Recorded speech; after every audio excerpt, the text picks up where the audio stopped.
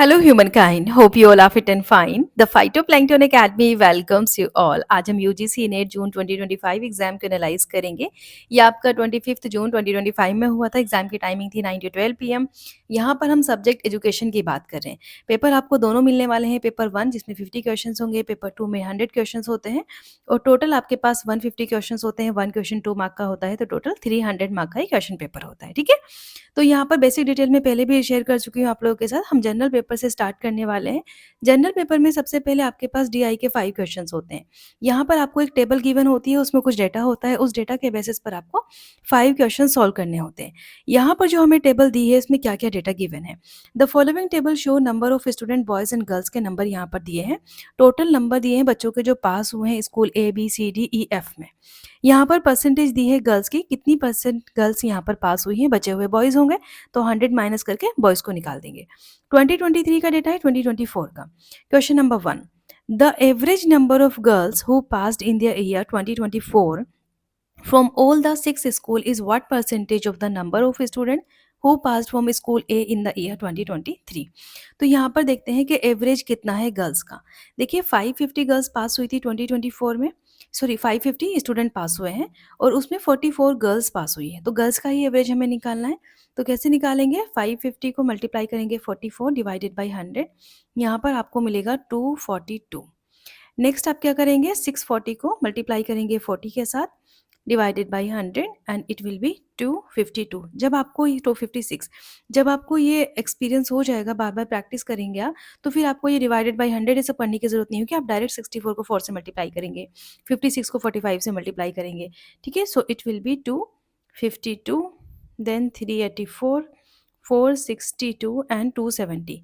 इन सबको ऐड करेंगे सो it will B 1866। हमें एवरेज निकालना है, तो एवरेज निकालने के लिए हम इसको डिवाइड करेंगे 6 से। 6 से क्यों करेंगे, 1 2 3 4 5 6, टोटल 6 स्कूल हैं, तो ये आ जाए आपका 311।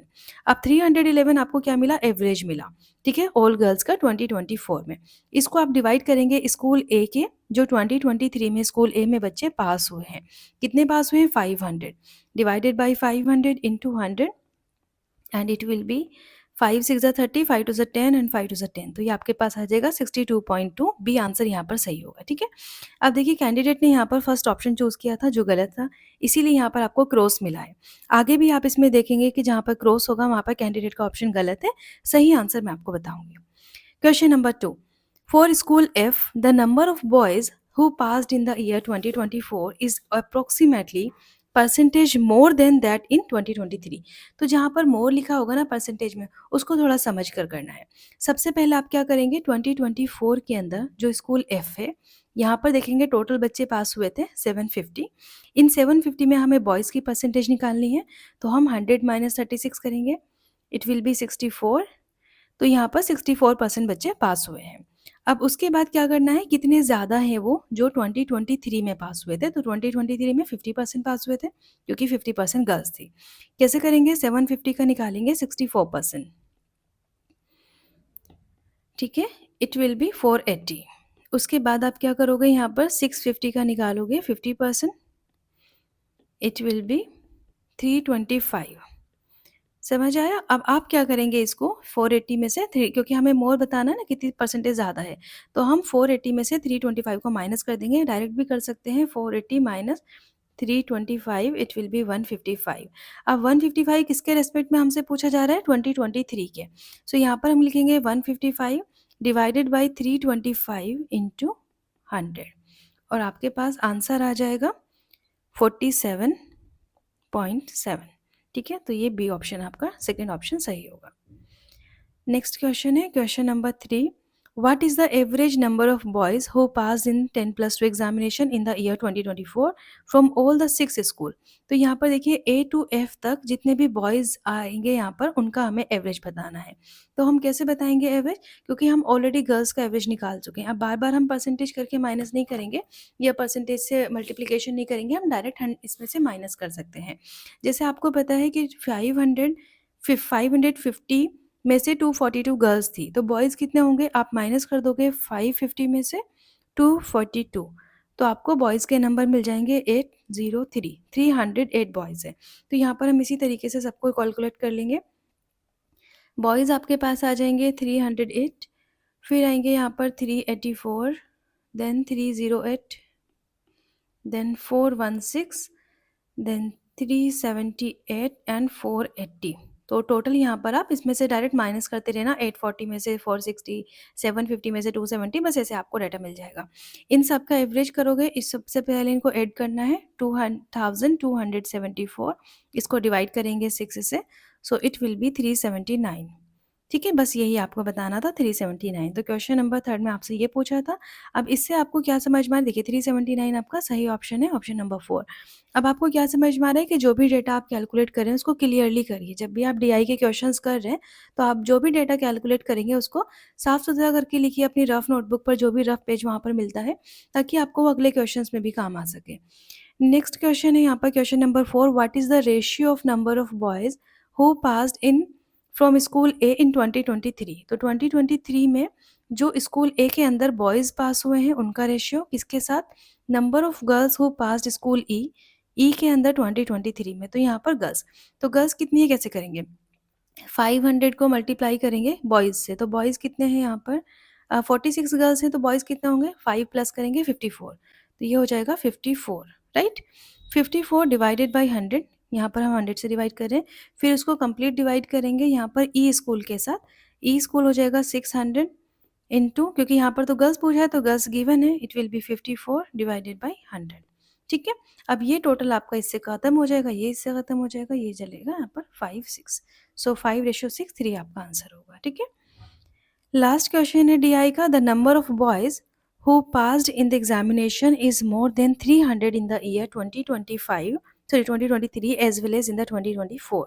तो यहाँ पर आपको गर्ल्स एंड बॉयज़ के नंबर पहले कैलकुलेट करने हैं। गर्ल्स के नंबर तो हमारे पास ऑलरेडी है यहाँ पर, as well as in 2024 boys के नंबर, तो बॉयज़ के नंबर हमारे पास ऑलरेडी है। इन्होंने कहा है कि दोनों में आपको बॉयज़ के नंबर निकालने हैं।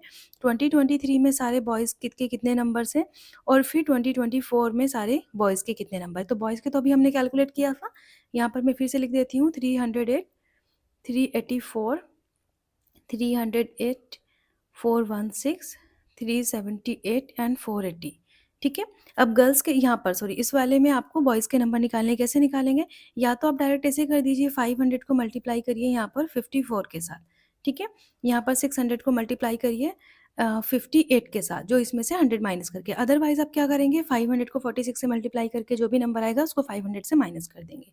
सो ऐसा करने पर आपको डेटा मिलेगा 270, 348, 286, 288, 276 एंड 325। अब आपको यहाँ पर क्या देखना है कि कौन-कौन से ईयर हैं जहाँ पर 300 से ज़्यादा बच्चे पास हुए हैं दोनों ईयर्स में एक साथ। तो यहाँ पर अगर हम देखें तो यहाँ तो 270 है, यहाँ पर 308 है, तो दोनों में तो सेम नहीं है। यहाँ पर 300 से ज़्यादा है, तो एक नंबर हमें मिला बी वाला कि 300 से ज़्यादा है। दूसरे देखें तो यहाँ पर भी नहीं है दोनों में, यहाँ पर है ज़्यादा इसमें लेकिन इसमें नहीं है। फिर यहाँ पर भी नहीं है तो ये दूसरा आ जाता है सेकंड वाला, इसमें भी ज़्यादा है 300 से, इसमें भी 300 से ज़्यादा है। तो एफ और बी यानी कि 2 नंबर आपको मिलते हैं, तो आंसर हो जाएगा 2, फर्स्ट ऑप्शन आपका सही होगा। ठीक है, देखिए कैंडिडेट ने यहाँ पर 4 चूज़ किया था जो गलत था।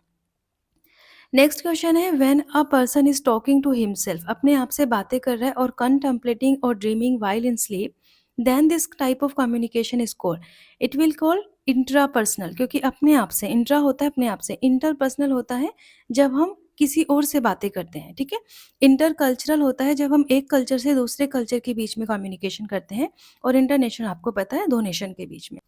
विच of the following is not considered as self generated feedback, खुद से जनरेट फीडबैक हम किस कंडीशन में नहीं करते हैं। फर्स्ट है एश्योरेंस, यही आपका आंसर है। एश्योरेंस क्या होता है कि जब भी हमने कोई प्रोडक्ट बनाया तो उसको हम, या कोई भी स्कीम बनाते हैं, कोई भी आप अपना क्वेश्चन आया कुछ भी बना रहे हो, तो आप एश्योर किससे करवाते हो, अदर एजेंसी से। ठीक है, वो एश्योरेंस वहाँ से आपको मिलता है। प्रीव्यूइंग आप खुद से करते हो, रीट्रेसिंग अपने आप को, और ऑब्जर्वेशन, इन सब में सेल्फ जनरेटेड फीडबैक होता है, एश्योरेंस में नहीं होता। तो ए आपका सही आंसर होगा। In a certain code language, Germany को कोड किया है इस तरीके से, तो फ्रांस को बताना है। बस कुछ नहीं करना आपको, यहाँ पर अल्फ़ाबेट्स के नंबर देखने हैं, G4 7, E4 5, R4 18 and M4 13, इस तरीके से। यहीं से आपको आइडिया हो जाएगा, G4 7 है तो 7 में 2 ऐड करके 9 कर दिया, E4 5 है तो E का आपने 7 कर दिया, 2 ऐड कर दिया, R फॉर 18 होता है तो यहाँ पर आपने 20 कर दिया। ये नंबर्स आपको याद ही करने पड़ेंगे अल्फ़ाबेट्स के, ये बहुत ज़रूरी है आपके एग्ज़ाम के लिए, ठीक है? सो यहाँ पर फ्रांस को कैसे करेंगे? F का होता है 6, R का 18, A का 1, N का यहीं यहीं से आप कैलकुलेट करिए, यहाँ पर 8 चाहिए। तो 8 आपको यहाँ पर मिल रहा है। R18 का 20 यहाँ पर हो जाएगा, फिर 1 के साथ हम 2 ऐड कर देंगे तो 3, तो यहाँ से आपका आंसर आ जाएगा 3। ठीक है? बाकी आपको कैलकुलेट करने की ज़रूरत नहीं है, आप चाहें तो कर सकते हैं। N का 14 होता है, 14 में 2 ऐड करेंगे तो 16 हो जाएगा, ये 16 है यहाँ पर। C का आपके पास 3 होता है, 3 में 5 ऐड करेंगे तो यहाँ पर 2 ऐड करेंगे 5 हो जाएगा, सो ये 5 हो जाएगा। क्वेश्चन नंबर 9 यहाँ पर वेस्ट वाटर ट्रीटमेंट के प्रोसेस दिए हुए हैं। पहले आप इन्हीं को पढ़ लीजिए। वेस्ट वाटर प्रोसेस के 3 स्टेप्स होती हैं, first, second and third. First step में हम जनरली स्क्रीनिंग करते हैं। स्क्रीनिंग मतलब प्रिवेंशन करते हैं यहाँ पर। यहाँ पर आप फिज़िकल प्रोसेस को अप्लाई करते हो। फिज़िकल प्रोसेस फर्स्ट स्टेप में होता है। बड़े-बड़े लार्ज सॉलिड पार्टिकल्स को आप वहाँ पर रोक देते हो, ठीक है? सेकंड में आपका केमिकल प्रोसेस आता है जहाँ पर हम एरिएशन भी करते हैं, हवा प्रोवाइड करते हैं ताकि जो आयन्स हैं वो रिमूव हो सके। उसके अलावा अदर केमिकल्स प्रोवाइड किए जाते हैं, क्लोरीन यहाँ पर दी जाती है। थर्ड स्टेप में आपका बायोलॉजिकल प्रोसेस होता है, बायोलॉजिकल प्रोसेस में आप लेमन ग्रास लगाते हो, ठीक है? उसके अलावा अदर आप मेजर्स लेते हो वाटर को ट्रीट करने के लिए। तो यहाँ पर सबसे पहले हम देखते हैं स्क्रीनिंग। स्क्रीनिंग किसमें बताया मैंने आपको? फर्स्ट प्रोसेस में, फर्स्ट फिज़िकल प्रोसेस है, जिसमें हम रिमूवल करते हैं लार्ज सॉलिड्स का। सो डी का 2 हो जाएगा, डी का 2 आपका यहीं पर है तो फर्स्ट ऑप्शन। अच्छा, फ्लैकुलेशन में क्या होता है, जो भी आपके छोटे-छोटे पार्टिकल्स होते हैं ना, स्मॉल पार्टिकल्स, वो एक जगह क्लस्टर्ड हो जाते हैं। ये आपने केमिस्ट्री में भी पढ़ा होगा फ्लैकुलेशन। तो ये आपके क्लस्टर्ड इकट्ठे हो गए एक जगह, तो ये सी का 4 हो गया।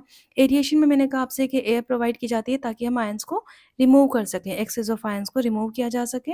और ओज़ोनेशन तो डिसइन्फेक्शन से रिलेटेड है, तो ये आपका आंसर हो जाएगा first. Question number 10 electrostatic precipitator is used in the thermal power plant to remove. क्या रिमूव करते हैं हम यहाँ पर? फ्लाई ऐश को रिमूव किया जाता है। देखिए, ये एक बहुत बड़ा पॉल्यूटेंट है फ्लाई ऐश, और ये एक मेजर प्रॉब्लम भी है, जो एक कंसर्न का टॉपिक भी है हम लोगों के लिए, कि थर्मल पावर प्लांट में जो इलेक्ट्रोस्टैटिक प्रेसिपिटेटर यूज़ करना चाहिए ताकि हम फ्लाई ऐश से बच सकें, ये सारी चीज़ें। तो ये आपको याद होना चाहिए। फ्लाई ऐश ये आपका जो अदर है यहाँ पर, इससे रिलेटेड नहीं है, ठीक। Question number 11 which among the following are known as assessment instrument. So यहाँ पर टेस्ट आपका असेसमेंट इंस्ट्रूमेंट होता है। टेस्ट के जरिए आप बच्चों को असेस करते हो, एग्जामिनेशन के जरिए भी असेस किया जाता है, ये इंस्ट्रूमेंट होते हैं। लेकिन रूब्रिक्स क्या होता है? ये एक स्कोरिंग गाइड होती है। जैसे आपने मान लो ऐसे एग्जाम के लिए आप बच्चों का ऐसे टेस्ट, और उसमें आपने क्राइटेरिया सेट कर दिया कि अगर बच्चे ने हेडिंग डाला है तो इतनी मार्किंग करनी है, उसकी ग्रामेटिकल एरर नहीं है तो ये सब देना है उसको, ठीक है? उसकी राइटिंग, बहुत सारी चीज़ें यहाँ पर आप ऐड कर सकते हो। ये स्कोरिंग गाइड होती है, ये आपका असेसमेंट इंस्ट्रूमेंट नहीं होता। वर्कशीट और क्विज़ तो ऑफ कोर्स होते हैं, सो A, B, D, E answer हो जाएगा option number 4। Question number 12 list 1 2 से मैच करना है। यहाँ पर वाटर पॉल्यूटेंट है और यहाँ पर एग्जाम्पल्स है। सबसे पहले डिसीज कॉजिंग एजेंट कौन सा है? Fine particle of clay, coliform bacteria. Coliform bacteria यहाँ पर आपका डिसीज कॉजिंग एजेंट होगा। कॉलीफॉर्म बैक्टीरिया का नाम आपने सुना होगा न्यूज़ में, कि अक्सर हम कहते हैं कि जहाँ पर ह्यूमन फिकस होता है किसी भी वाटर बॉडी के अंदर, सो ह्यूमन फिकस से ये बैक्टीरिया निकलता है जो हमें हार्म कॉज करता है, ठीक है? डिसीज कॉज करता है। ऑक्सीजन कंज्यूमिंग वेस्ट, ये आपको एनिमल्स, प्लांट्स, जो भी एक्वेटिक हैबिटेट है जहाँ पर फाइटोप्लैंक्टन, ज़ूप्लैंक्टन या फिर वेस्ट होता है, जो भी हम डिस्कार्ड कर देते हैं वेस्ट को, जो लिविंग वेस्ट होता है, जिसको आप ऑर्गेनिक वेस्ट कहेंगे।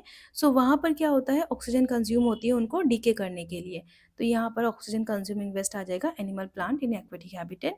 प्लांट का न्यूट्रिएंट फॉस्फोरस होता है, फॉस्फोरस, नाइट्रोजन, पोटेशियम, ठीक है? एनपीके के नाम से भी हम जानते हैं। तो ये आपका प्लांट न्यूट्रिएंट, और भी अदर न्यूट्रिएंट होते हैं लेकिन ये मेजर माने जाते हैं। सस्पेंडेड सॉलिड हो जाएगा fine particles of clay, so option 2 यहाँ पर आपका सही होगा। Question number 13 what is correct increasing order of uranium 235 fissile uranium ratio in the following. Uranium 235 का आपको बताना है इंक्रीजिंग ऑर्डर सबसे ज़्यादा कहाँ पर होगा। तो देखिए, सबसे ज़्यादा यूरेनियम कहाँ पर होगा? जहाँ पर हमें बहुत बर्स्ट मतलब एक्सप्लोजिव काम करना होगा। कब करते हैं? जो हमारे वीपन्स होते हैं, यूरेनियम ग्रेडेड वीपन, तो उनमें सबसे ज़्यादा होना चाहिए, ताकि तो ज़्यादा अमाउंट में वहाँ पर एनर्जी निकलेगी, ज़्यादा अमाउंट में हीट होगी और लाइट, मतलब जो हमें नुकसान कॉज़ करना होता है बेसिकली वीपन के ज़रिए, सो वो वीपन ग्रेड यूरेनियम सबसे ज़्यादा होगा। तो सी ऑप्शन आपका, मतलब सी लास्ट में होना चाहिए, क्योंकि इंक्रीजिंग ऑर्डर बताना निकालना है, सो बी ऑप्शन सही हो जाएगा। अच्छा, सबसे कम देख लेते हैं। सबसे कम होगा यूरेनियम ओर। और आपको पता है ओर में बहुत सारी चीज़ें भी मिली होती हैं, इसमें अदर मिनरल्स भी होते हैं, तो और इस तरीके से होता है। इसमें यूरेनियम भी होगा लेकिन अदर मिनरल्स भी होंगे। उसके अलावा नेचुरल यूरेनियम, जब हमने इसको एक्सट्रैक्ट कर लिया तो यूरेनियम हमें नेचुरल तरीके से मिल गया, उसमें सिर्फ़ और सिर्फ़ यूरेनियम है, तो वहाँ पर सेकंड नंबर पर नेचुरल आ जाएगा। उसके बाद आता है आपका reactor grade uranium, so option B would be the correct answer. Scientific observations are based on verifiable events or systematic body of proof that can be cited. Accumulated experience, prejudices के किसी दूसरे के बारे में कोई अलग तरीके से अंधविश्वास बना लेना या खुद से ही कुछ सोच लेना, तो ये सब तो साइंटिफिक ऑब्जर्वेशन में नहीं आता। आप साइंस की रिसर्च करने गए हैं और आप जाके कह रहे हैं कि ये लोग तो ऐसे ही होते हैं, ऐसा नहीं करना होता है। वहाँ पर वेरीफाइबल एविडेंस होने चाहिए। बिलीफ ऑफ द पीपल ये भी डिटरमाइन नहीं करता आपकी रिसर्च को कि आपका क्या यकीन है, आपको वहाँ पर सिस्टमेटिक तरीके से चेक करना होता है, that is called scientific observation. Question number 15, list 1 में रिकॉग्निशन सिस्टम है एंड 2 में एप्लीकेशंस हैं। MICR magnetic ink character recognition, ये आपका बैंक में यूज़ होता है, जहाँ पर जो चेक्स होते हैं उनके नंबर्स रीड करने के लिए, उन पर जो आपका अकाउंट नंबर बाकी डिटेल्स है। So reading the number found on a bank cheque, ठीक है, ये आपका magnetic ink character recognition. OCR होता है ऑप्टिकल कैरेक्टर रिकॉग्निशन, ये क्या होता है, जब आपका कोई टेक्स्ट है उसको आप स्कैन करते हो, उसको एडिटेबल चीज़ में कन्वर्ट कर देता है कंप्यूटर उसको रीड करके। तो यह हो गया reading the car number plates, यहाँ पर भी यूज़ होता है, या फिर आप स्कैन करते हो वहाँ पर भी यूज़ होता है। OMR आपको पता है, जिसे आप शीट पर मार्किंग करते हो पेंसिल से, जब आप फिजिकल मोड में एग्जाम देते हो तो वहाँ पर पेन पेंसिल से जो आप मार्किंग करते हो इस तरीके से फिल करते हो OMR को, तो स्पेशली प्रिंटेड पेपर्स के ऊपर ये होता है। बारकोड रीडर, जब आप कुछ परचेज करने के लिए जाते हो तो वहाँ पर जो शॉपकीपर होता है वो आपके जितने भी आपने आइटम्स लिए उन सबका बारकोड रीड करके आपका बिल बना कर देता है, तो कस्टमर के जो परचेज़ है उसको टोटल करता है। तो यहाँ पर बारकोड रीडर। नेक्स्ट है यहाँ पर आपके पास question number 16, Shankara, Ramanuja, Vidyapati and Bhaskara. यहाँ पर भास्करा से कंफ्यूज नहीं होना। कुछ बच्चों ने मुझे इसका इश्यू बताया था कि वो ज़्यादातर बच्चे ऑप्शन 1 चूज़ करके आए थे, क्योंकि उन्होंने वहाँ पर क्या मिस्टेक की थी कि शंकरा को ये फर्स्ट से वेदांता के साथ उन्होंने डायरेक्टली मिलाया। लेकिन यहाँ पर आपको समझना होगा कि भास्करा को आप एक बार याद कर लीजिए। भास्करा जो है वो अलजेब्रा और एस्ट्रोनॉमी से रिलेटेड है। बेसिकली मैथमेटिकल टर्म्स जो है वो भास्करा से रिलेटेड है। तो यहाँ पर डी का आपका 2 हो जाएगा। अब डी का 2 यहाँ पर 2 में गिवन है। उसके बाद हमें याद करना है कि शंकरा जो है वो आपका वेदांत सूत्र और भगवद गीता से रिलेटेड है, ठीक है। उसके बाद जो रामानुजा है, रामानुजा ने क्या किया था, यहाँ पर वेदांत सूत्र, क्योंकि ये दोनों ही रिलेटेड है। रामानुजा और शंकरा दोनों ही आपके वेदांता से रिलेटेड है, लेकिन रामानुजा के केस में सिर्फ वेदांत सूत्र है और शंकरा के केस में वेदांत सूत्र एंड भगवद गीता है। फिर आते हैं विद्यापति, इन्होंने रामानुजा ने विशिष्ट अद्वैत भी लिखा है, ठीक है, तो इसको भी समझना है। विद्यापति में यहाँ पर आपका हो जाएगा डायलेक्ट ऑफ बिहार, तो डायलेक्ट ऑफ बिहार विद्यापति, तो सी का आपका यहाँ पर हो जाएगा 3rd। बी का हो जाएगा 1 वेदांत सूत्र, शंकरा का हो जाएगा वेदांत सूत्र एंड भगवद गीता, भास्करा का अलजेब्रा। सो ऑप्शन 2 आपका सही हो जाएगा। The interest earned on 8,000 when invested in some scheme for 2 years, 7% simple interest है, that is half of the interest earned on the another amount P। तो पहले हमें फर्स्ट वाला सॉल्व करना है, SI निकालना है। SI होता है PRT अपॉन 100। पी यहाँ पर आपके पास प्रिंसिपल गिवन है 8,000 और आर यहाँ पर आपको 7 दिया है, टी है 2 ईयर डिवाइडेड बाय 100। तो यहाँ पर 7 टू ज़ 14 हो जाएगा, 80 इंटू 14, ठीक है। इट विल बी 14 एट ज़ 1120। सो ये आपके पास आ गया 1120। अब इन्होंने हमसे कहा है कि ये जो इंटरेस्ट आपको मिला है इट इज़ हाफ। किसका हाफ है? इंटरेस्ट अनदर अमाउंट पी, दूसरे अमाउंट पी पर जो इन्वेस्ट अर्न किया है उसका हाफ है 5 ईयर्स के लिए in the same scheme is the same rate of interest. तो यहाँ पर अनदर हमारे पास हो जाएगा P is equal to, sorry, P को ऐसे ही कर लेते हैं, एस आई अपॉन, यहाँ पर हो जाएगा S I into 100 upon R T, ठीक है। तो पी यहाँ पर एस आई कितना है 1120, 1120 इसका इन्होंने हाफ करने को बोला है, यहाँ पर 100 से मल्टीप्लाई करेंगे, आर कितना है सेम रेट बताइए 7 और टी कर दिया है 5। तो यहाँ पर आप इसको सॉल्व करिए, इट विल बी 2 7 5 ज़ा, इसको 10 करेंगे और ये 0 कैंसिल हो जाएगा, 7 से इसको कैलकुलेट करेंगे, 7 1 से 7 6, तो ये हो जाएगा 6400, ठीक है। 6400 यहाँ पर आपके पास आंसर आ जाएगा principal. So option 3 would be the correct answer. Which of the following statement are logically equivalent? No soaps are writing tools, तो यहाँ पर आपके पास सोप्स हो जाएगा, राइटिंग टूल्स इधर है, ठीक है, इन दोनों में कोई रिलेशन नहीं है। All soaps are non writing tool, तो जितने भी सोप्स होंगे वो आपके नॉन राइटिंग टूल होंगे। जब सोप्स राइटिंग टूल नहीं है तो सोप्स तो फिर नॉन राइटिंग टूल ही होंगे ना। तो यहाँ पर सोप्स क्या हो जाएंगे, नॉन राइटिंग टूल हो जाएंगे। देन यहाँ पर non writing tool of soap. अब यहाँ पर जो नॉन राइटिंग टूल है, अगर इसको कर दें no non writing tools are soap, तो वो सोप कैसे हो जाएगा? क्योंकि अभी तो हमने पढ़ा है कि all writing tools are soap. So no non writing soul जिनका बचा हुआ है वो तो सॉप नहीं हो सकता। तो सी यहाँ पर आपका गलत होगा। फिर आते हैं डी पर, no writing tools are soap. कोई सा भी राइटिंग टूल जो है वो सॉप नहीं है। तो ये तो फर्स्ट वाली बात हो गई। तो यहाँ पर आपके सामने हो जाएगा option A B D. A B D है टू में, तो टू ऑप्शन सही होगा। ठीक है, एक बार ध्यान से पढ़ना है, इसको गलत नहीं करना। लॉजिकली इक्विवेलेंट बहुत ही आसान होते हैं, बस आपको अलग अलग उनका डायग्राम बनाना आना चाहिए, फिर आप सॉल्व कर लेंगे। नेक्स्ट क्वेश्चन है, arrange the following component in the context of effective learning environment. Effective learning कब होती है? जब, अच्छा यहाँ पर आपको कंपोनेंट्स को, कॉन्टेक्स्ट को लगाना है, अरेंज करना है। तो कंटिन्यूअस फॉर्मेटिव असेसमेंट ये हम क्या करते हैं ड्यूरिंग द इंस्ट्रक्शन। ठीक है, तो इंस्ट्रक्शन जब आप दे रहे हो तो स्टार्ट तो नहीं करोगे ना फॉर्मेटिव असेसमेंट। इस पहले ही दिन क्लास में जा रहे हो, उसके बाद आपने वहाँ पर बच्चों को यूनिट टेस्ट देना शुरू कर दिया, ये तो नहीं होगा। एडिक्वेट स्टूडेंट सपोर्ट, शुरुआत में आप स्टूडेंट को सपोर्ट भी नहीं देंगे। सबसे पहले आपको पता होना चाहिए एप्रोप्रिएट करिकुलम, क्या करिकुलम है जो आपको फॉलो करना है। उसके बाद आप उसी से रिलेटेड अपनी पेडागोजी बनाओगे कि आपको कौन सा सब्जेक्ट किस पेडागोजी किस मेथड से पढ़ाना है। ठीक है, पेडागोजी, इंगेजिंग पेडागोजी। देन आप उस बच्चों को जब आप पढ़ाते रहोगे ड्यूरिंग द इंस्ट्रक्शन, फिर आप उनको असेस करोगे। तो यहाँ पर कंटिन्यूस फॉर्मेटिव असेसमेंट आपका थर्ड नंबर पर आएगा। उसके बाद आप उनको, बच्चों को किसी तरह की कोई ज़रूरत है, क्योंकि यहाँ इसमें क्या होता है, इसमें आप डायग्नोज भी तो करते हो ना प्रॉब्लम को। तो डायग्नोज करोगे, उनको रेमेडीज प्रोवाइड करोगे, तो वो एक्चुअल में एक स्टूडेंट की सपोर्ट हो गई। And lastly providing suitable resource and infrastructure. अगर आपको लगता है कि अब इसके लिए आपको बच्चों को ठीक करने के लिए और ज़्यादा किसी चीज़ की ज़रूरत है, तो वो इंफ्रास्ट्रक्चर जो भी है, सुटेबल रिसोर्सेज हैं, कोई टीचिंग एड वगैरह है, वो सब आप लास्टली प्रोवाइड करोगे। नेक्स्ट है यहाँ पर, which of the following proposition are so related that they can not both be false. दोनों गलत नहीं हो सकती, though they can both be true, दोनों सही हो सकती हैं। तो अगर आपको ये मुक डायग्राम याद हो, तो यहाँ पर आपके पास क्या होता है, ए ई आई ओ। ठीक है, यहाँ पर ए और ई ये दोनों किस तरीके से रिलेटेड होते हैं कि दोनों गलत हो सकते हैं बट दोनों सही नहीं हो सकते। और ई और आई ओ कैसे रिलेटेड होते हैं कि दोनों गलत नहीं हो सकते, both can not be false, दोनों गलत नहीं हो सकते बट दोनों सही हो सकते हैं।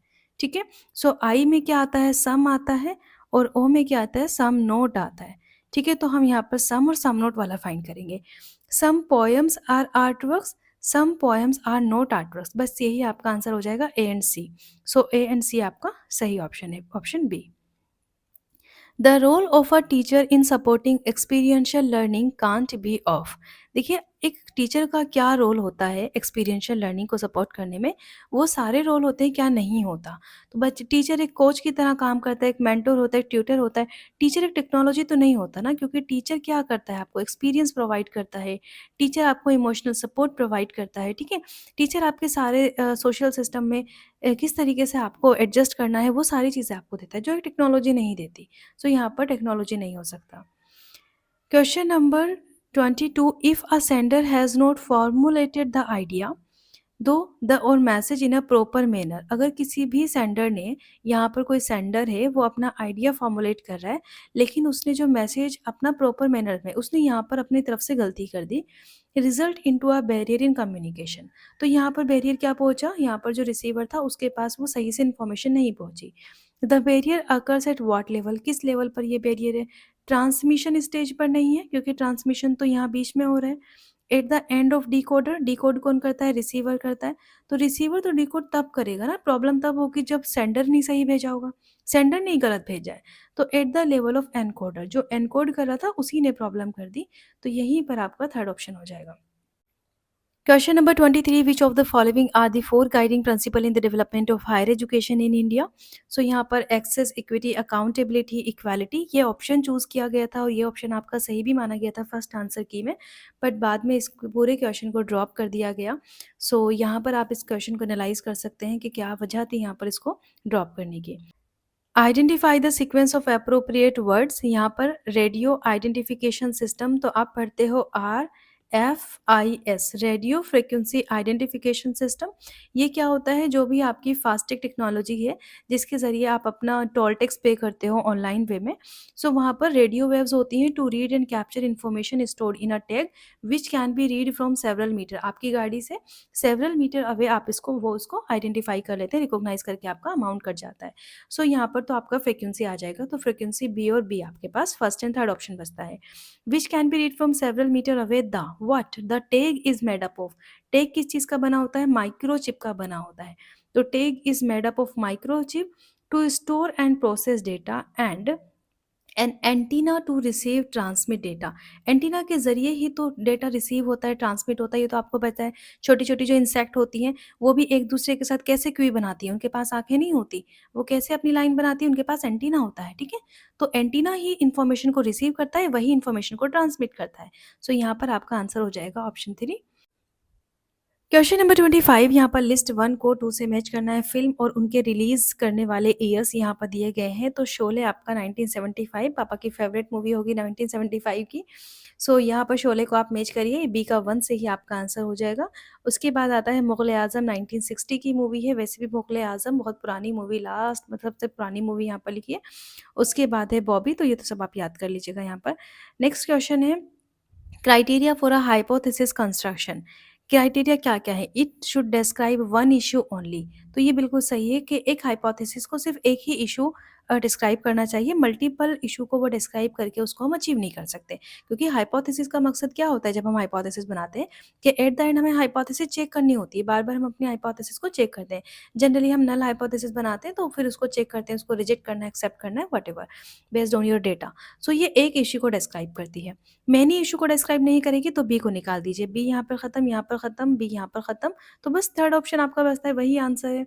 देख लेते हैं, verify, it should verify variable between which the relationship to be estimated. तो यहाँ पर जहाँ पर रिलेशनशिप एस्टैब्लिश्ड हो उसको ये स्पेसिफाई करती है। It should be specific and precise, ये बहुत ही इंपॉर्टेंट बात है कि ये स्पेसिफिक होती है, प्रिसाइज इन्फॉर्मेशन देती है। It should B empirically tested, हम अपने डेटा से इसको टेस्ट करते हैं। वेदर इट इज़ राइट और रॉन्ग, जो भी मैंने आपको बताया कि नल हाइपोथेसिस को हमें एक्सेप्ट करना है, रिजेक्ट करना है, तो based on your empirical data. So यहाँ पर आंसर हो जाएगा 3। अगला क्वेश्चन है which among the following are some media organisation. कौन कौन सी यहाँ पर मीडिया ऑर्गेनाइजेशन है? So registrar of newspaper for India, RNI आपकी मीडिया ऑर्गेनाइजेशन है। फैशन टेक्नोलॉजी नहीं है, press council of India, audit bureau of circulation limited, university school of mass communication. So यहाँ आंसर आ जाएगा आपका ए C N D, A C N D. In 28 question, arrange the following term in order of increasing denotation। तो increasing denotation में आपको बताना है, आप 2 चीज़ें याद रख लीजिए यहाँ पर। एक होता है आपके पास कैनोटेशन, जहाँ पर आपके पास होती है कल्चरल फीलिंग कैनोटेशन, ठीक है। एक होता है डिनोटेशन, जो होती है आपकी डिक्शनरी मीनिंग, ठीक है। डिक्शनरी मीनिंग होती है डिनोटेशन। अब देखिए यहाँ पर आपके पास क्या होता है, एक होता है इंक्रीजिंग एंड अनदर डिक्रीजिंग, यहाँ पर भी इंक्रीजिंग अनदर डिक्रीजिंग। तो आपको क्या याद रखना है, जब कैनोटेशन में इंक्रीजिंग होगा तो आपको ब्रॉड टू नैरो जाना है, ठीक है। कैनोटेशन में इंक्रीजिंग होगा, सॉरी, कैनोटेशन में इंक्रीजिंग होगा तो ब्रॉड टू नैरो जाना है। डिनोटेशन में इंक्रीजिंग होगा तो इसका जस्ट अपोजिट कर देंगे, नैरो टू ब्रॉड करेंगे।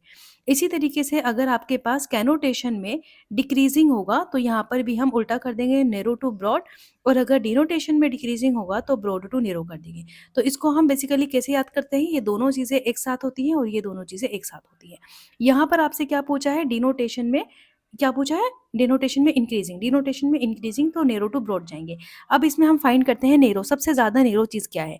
तो चेस आपके पास नैरो है, बोर्ड गेम उससे थोड़ा-सा बड़ा होता है, स्पोर्ट के अंदर नहीं, इंडोर के अंदर बोर्ड गेम आता है, स्पोर्ट सबसे बड़ा है। सो सी आपका लास्ट में आएगा, सी और सबसे पहले चेस आ जाएगा, तो आपका फोर्थ ऑप्शन सही हो जाएगा। क्वेश्चन नंबर 29, यहाँ पर लिस्ट 1 में कॉन्सेप्ट है, सेकंड में मीनिंग है। ऐसे क्वेश्चन को सॉल्व करने के लिए आपको सबसे ज़रूरी है जो मीनिंग वाला पार्ट है, इसको पहले आप रीड करिए, क्योंकि ये सब तो आपके सामने इज़िली आप पढ़कर उसको टिक कर सकते हैं।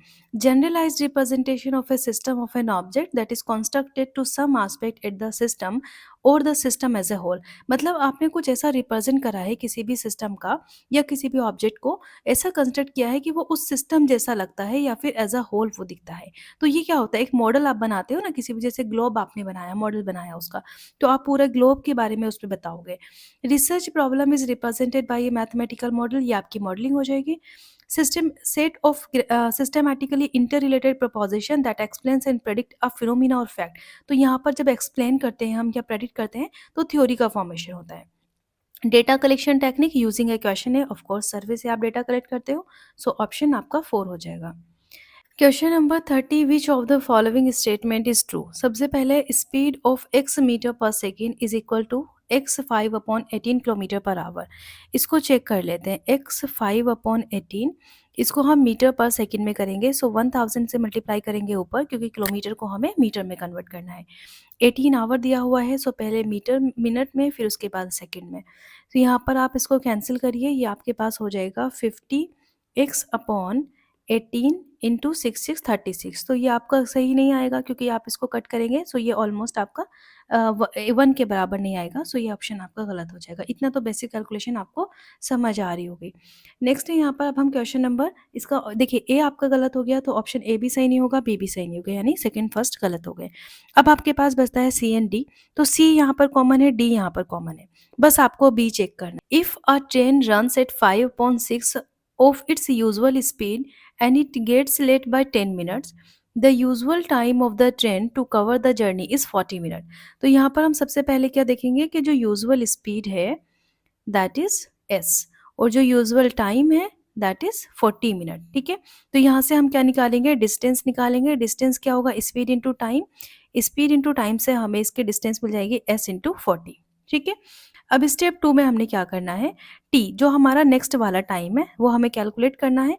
तो t dash is equal to हो जाएगा s 40, जो हमारे पास आंसर है s इंटू 40 डिवाइडेड बाई, अब कितना वो है यहाँ पर यूजुअल से 5/6, तो यहाँ पर करेंगे 5 divided by 6 into S, S से एस कैंसिल हो जाएगा, 40 इंटू 6/5, और 5 इट्स 40 इंटू 6, ये आ जाएगा 48। तो आंसर आना चाहिए 48, और यहाँ पर 40 मिनट दिया है, तो ये आंसर गलत हो जाएगा, यानी कि स्टेटमेंट भी आपका गलत है, सो ऑप्शन 4 आपका सही आंसर है। ठीक है, नेक्स्ट क्वेश्चन है, what is not a research. Research is a careful and exhaustive investigation of a phenomena with an object of advancing knowledge, बिल्कुल सही। सिस्टमेटिक एंड ऑब्जेक्टिव अटेम्प्ट होता है to study a problem of purpose of deriving general principle, ये भी सही है। Research is based on common sense knowledge, common sense knowledge पर नहीं होती। बेस्ड ऑन अक्यूमुलेटेड एक्सपीरियंस, ये सिस्टमेटिक तरीके से होती है, किसी भी इंसान की प्रेजुडाइज, उसके बिलीफ, उन सब पर डिपेंडेंट नहीं होती। ये साइंटिफिक तरीके से डेटा कलेक्ट करते हैं, रिजल्ट देखते हैं, या बिलीफ ऑफ द पीपल्स पर नहीं होती। सिस्टमेटिक इन्वेस्टिगेशन है to find solution of a problem. So third यहाँ पर नोट पूछा है, तो थर्ड गलत होगा, वही आंसर है। नेक्स्ट क्वेश्चन है, the world is an effect and hence it must have an efficient and intelligence cause. World एक इफेक्ट है, इसीलिए क्या होता है, कोई भी कोज होता है ना तो उसका इफेक्ट होता है। ठीक है, कोई इफेक्ट होता है तो उसका कोई कोज होता है। सो यहाँ पर एक वर्ल्ड को क्या माना है, एक इफेक्ट है, hence it must have an efficient and intelligent cause. तो ये जो वर्ल्ड यहाँ पर है, इसका कोई एफिशिएंट और इंटेलिजेंट कोज रहा होगा, जिसकी वजह से ये वर्ल्ड इज एन इफेक्ट है। That efficient and intelligent cause is God, और वो कोज क्या है, वो गॉड है। Which means of knowledge is use, तो हम कौन सी मीन्स ऑफ नॉलेज यूज कर रहे हैं, हमारे पास वैलिड नॉलेज के अलग अलग मीन्स होते हैं, जैसे इन्फेरेंस, परसेप्शन, एनालॉजी, अलग अलग, या शब्दों से जो हम किसी भी ग्रंथ के जरिए से नॉलेज लेते हैं। Used in this argument as per the classical Indian school of logic Nyaya. सो यहाँ पर हम क्या कर रहे हैं, कॉज एंड इफेक्ट कब चेक करते हैं, जब इन्फेरेंस, हम किसी भी रीजन का, जैसे आपने पढ़ा होगा ना कि कोई पहाड़ी है, वहां पर आपको धुआं दिख रहा है, तो आप क्या पता लगा लेते हो वहां से कि इसका क्या कोज इफेक्ट आपको मिल गया कि धुआं वहां पर है, स्मोक है, तो आप क्या कोज करते हो कि हो सकता है कि वहां पर फायर हो, तो ये इन्फेरेंस होता है। ठीक है, तो यहाँ पर इन्फेरेंस आपका आंसर आ जाएगा कॉज एंड इफेक्ट से रिलेटेड। Which of the following statement are correct, worms can be hardware and software. Worms आपके हार्डवेयर नहीं होते, ठीक है, सिर्फ सॉफ्टवेयर के जरिए वॉर्म्स आते हैं। वॉर्म्स क्या होते हैं, जो आपके कंप्यूटर सिस्टम के अंदर एंटर करके मल्टीप्लाई करते हैं, जैसे हमारी रियल लाइफ में वॉर्म्स होते हैं ना, इन्फेक्ट करते हैं हमारी बॉडी को, इसी तरीके से कंप्यूटर को इन्फेक्ट करने वाले वॉर्म्स होते हैं। Cookies are use to store browsing information, ऐसा होता है क्योंकि कुकीज़ क्या होती हैं कि आपकी जो ब्राउजिंग इन्फॉर्मेशन है वो आपकी एक जगह इकट्ठी हो जाती है, उसको कुकीज़ कहते हैं। सैंडबॉक्स डिटेक्शन एक मालवेयर आइडेंटिफिकेशन मेथड है, एचटीटीपी बेटर सिक्योरिटी होती है देन, नहीं ये गलत है। बेटर सिक्योरिटी तो एचटीटीपीएस की होती है, क्योंकि एस का मतलब ही सिक्योरिटी है, यहाँ पर सिक्योर होता है इसका मतलब, हाइपर टेक्स्ट ट्रांसफर प्रोटोकॉल, और ये सिक्योर से मतलब है। हम आपको समझाते भी हैं कि आप एचटीटीपी को कभी भी ओपन नहीं करिएगा अनटिल अनलेस वहाँ पर एस लगा हो, एस से आपकी जो साइट होती है वो सिक्योर हो जाती है। Trojan is an antivirus, Trojan खुद एक वायरस है, एंटीवायरस नहीं है। सो क्या क्या गलत है, ये भी गलत है, डी भी गलत है, ई भी गलत है। पूछा क्या है, करेक्ट पूछा है, तो बी और सी। सो थर्ड ऑप्शन यहाँ पर सही होगा, ठीक है, थर्ड ऑप्शन यानी कि third. Question number 34, which fallacy is committed in the following statement? I can expect that you would not find any moral issue in making abortion illegal, since your ability to feel sympathy for the right of women in general is very limited. देखिए, यहाँ पर क्या किया जा रहा है, एक आप कह रहे हो कि किसी भी पर्सन से कि मैं ये एक्सपेक्ट करता हूँ कि आपको ना कोई भी मोरल इशू नहीं होगा कि अगर आप अबॉर्शन को इलीगल कर दें। अबॉर्शन को इलीगल क्यों कर दें? क्योंकि आपके अंदर जो एबिलिटी है वो सिंपैथी है राइट ऑफ वीमेन के लिए। वीमेन के राइट के लिए आपके पास सिंपैथी है, इसीलिए आप अबॉर्शन को इलीगल नहीं करेंगे, क्योंकि अबॉर्शन करवाना वीमेन का राइट होगा। मतलब ये इस फैलेसी के अंदर क्या चीज़ कमिट की गई है? ये फैलेसी एक पर्टिकुलर पर्सन को टारगेट कर रही है, ठीक है? उस पर्टिकुलर पर्सन की क्या सिंपैथी है, क्या उसके ओपिनियन है, उसको टारगेट कर रही है। सो यहाँ पर हो जाएगा एड होमिनम, जो पीपल को टारगेट करने वाली फैलेसी होती है। Question number 35, a person takes a loan of 5,000 5% simple interest पर, और वो 3,000 at the end of 1 year वापस कर देता है। उसके बाद उसको कितना पे करना है अपने ड्यूज को क्लियर करने के लिए? यहाँ पर समझते हैं कि किसी ने उधार लिया, जिसे हम कहते हैं प्रिंसिपल। 5,000 का उसने उधार लिया, उसने कहा कि मैं आपको हर साल 5% का सिंपल इंटरेस्ट से पैसा रिटर्न करूँगा, और यहाँ पर 1 ईयर में उसने 3,000 वापस भी कर दिए, ठीक है? सो 1 ईयर में T is equal to 1 year में उसने 3,000 वापस कर दिए। तो पहले हम ये देखते हैं कि 1 ईयर में उसको करना कितना था? तो simple interest is equal to हो जाएगा पीआरटी अपॉन 100। पी कितना है यहाँ पर 5,000, आर है यहाँ पर आपके पास 5 और टी है 1 डिवाइडेड बाई 100। 5 5 25, तो ये हो गया 250। बेसिकली उसको कितना करना था, 5,000 में 250 ऐड करेंगे, सो 5250 रुपये उसको पे करना था। लेकिन उसने कितना किया है, अभी 3,000 किया। तो अभी कितना और करना है, अभी उसको 2250 और करना है, ठीक है? आगे बढ़ते हैं। उसके बाद उसने हाउ मच ईयर टू पे clear eight the end of 2 year, दूसरे साल के लास्ट में। तो अभी 1 साल तो बचा है ना, तो बचे हुए पैसे कितने रह गए थे, 2,000 उसने नहीं दिए थे, 3,000 दे चुका था। तो 2,000 को फिर से जो 1 ईयर है उसी पे 5% का इंटरेस्ट दोबारा लगेगा, डिवाइडेड बाई, तो ये हो जाएगा 5 टू ज़ 10 100 रुपीज़। तो 2,000 तो उसको वो देना है जो उसने अभी नहीं दिया प्रिंसिपल में से, 100 रुपये उसको वो देने हैं जो उसका नेक्स्ट ईयर का उस पे इंटरेस्ट लगा है, और उसके जो पैसे 250 रुपये पहले वाले इंटरेस्ट के रह गए थे वो देने हैं। तो टोटल मिला के कितना हो जाएगा यहाँ पर, इसी में हम 100 और ऐड कर देंगे, 2350। सो आपके पास आंसर आ जाएगा ऑप्शन 3। सो ऑप्शन 3 आपका सही आंसर होगा। एक बार इसको ध्यान से देख लें, बिल्कुल भी डिफ़िकल्ट क्वेश्चन नहीं है। क्वेश्चन में कहा है कि एक पर्सन ने लोन लिया है 5,000 का, 5% का सिंपल इंटरेस्ट के साथ। सिंपल इंटरेस्ट क्या होता है? ये आपका कंपाउंड इंटरेस्ट से अलग होता है। कंपाउंड इंटरेस्ट में हम जो इंटरेस्ट होता है उस पे फर्दर इंटरेस्ट लगता है। लेकिन यहाँ पर सिंपल इंटरेस्ट में जो रेट एक बार तय हो गई, सिर्फ़ उसी रेट का आपको इंटरेस्ट देना होगा, कब तक भी जितनी आपने उसका टाइम ले लिया है। सो यहाँ पर 5% का हमने सिंपल वाला पहले साल में निकाला, जो बचे हुए पैसे थे उस पर भी हम सिंपल निकालेंगे। यहाँ पर ध्यान देने वाली बात ये है कि यहाँ पर हमने इंटरेस्ट को ऐड करने के साथ उसमें रेट नहीं लगा रहे। जितना पैसा है, जो प्रिंसिपल है, उसी पर आप यहाँ पर लगा रहे हो, ठीक है? सो ये क्वेश्चन आपका आंसर 3 हो जाएगा। फिर है आपके पास 36, which of the following is not a web browser? कौन-सा इसमें वेब ब्राउज़र नहीं है? सो गूगल आपका सर्च इंजन होता है, वेब ब्राउज़र नहीं होता। ओपेरा, सफारी, फायरफॉक्स ये सारे वेब ब्राउज़र हैं। नेक्स्ट है, in the Buddha period which educational centre was established along with monasteries? Buddha के पीरियड में कौन कौन से एजुकेशनल सेंटर्स में मोनास्ट्रीज वहाँ पर अटैच्ड थी? सो बेसिकली वल्लभी एंड बाबा मसनद यूनिवर्सिटी, नालंदा, विक्रमशिला, तक्षशिला। तो बुद्धा पीरियड में कौन कौन सी यूनिवर्सिटीज़ थी? वल्लभी, यहाँ पर ये वल्लभी लिखा हुआ है, वल्लभी है ये, नालंदा एंड विक्रमशिला, तक्षशिला।